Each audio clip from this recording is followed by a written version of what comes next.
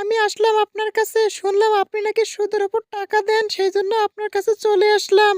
আমার গোটা 50 কিছু টাকা লাগবে। আরে ভাবি, সমস্যা নেই তো, আমি তো সুদের উপর টাকা দেই, আমি হইলাম জাত সুদেরু। তো আপনার কতগুলো টাকা লাগবে? টাকা নেওয়ার কিন্তু কিছু শর্ত আছে ভাবি, বুঝলেন? শর্ত মানতে পারবেন তো? আরে মোদি ভাই, কোনো সমস্যা নেই, কি সত্য মানতে হবে আমাকে একটু বলেন খুলে খুলে।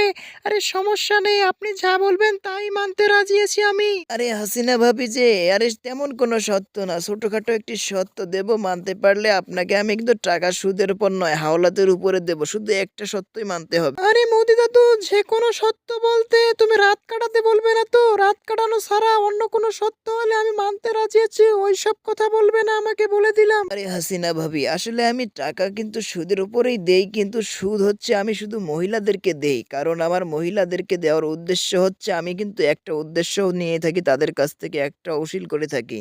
আরে মোদি দাদু, তোমার কি সত্য সেটা তো আমাকে খুলে বলবে নাকি? না আমি সেখানে দাঁড়িয়েই থাকবো, শুধু তোমার কথাই শুনে যাবো, বকবকানি শুনে যাবো, বলো কি সত্য? আসলে ভাবি, আমি শুধু কিন্তু মহিলাদেরকেই সুদের উপরে টাকা দেই। আসলে সুদ হিসেবে আমি একটা করে চুমু নিয়ে থাকি। চুমু দিতে পারবে কি আমাকে? আমার সুদ হচ্ছে চুমু। চুমু যদি দিতে পারো তাহলে টাকা তোমাকে দিব। আরে মোদি দাদু, এটা কোনো ব্যাপারই হলো? আমি কতজনকে চুমু দিয়ে কত টাকা নিয়েছি, এ যাবো তো অনেক টাকা নিয়েছি, তুমি চুমু খেতে চাও তো? এই তো ব্যাপার। তার সাথে দাও দাও দাও, আমার গাড়িতে একটা চুমু দিয়ে দাও। আরে হাসিনা ভাবি, আপনার মতোই তো মহিলা আমার দরকার। শুধু চুমু দেব, মনের শান্তি মেটাবো আর টাকা দেব। আবার টাকা তো ফেরত পাবোই। শুধু চুমু, চুমু,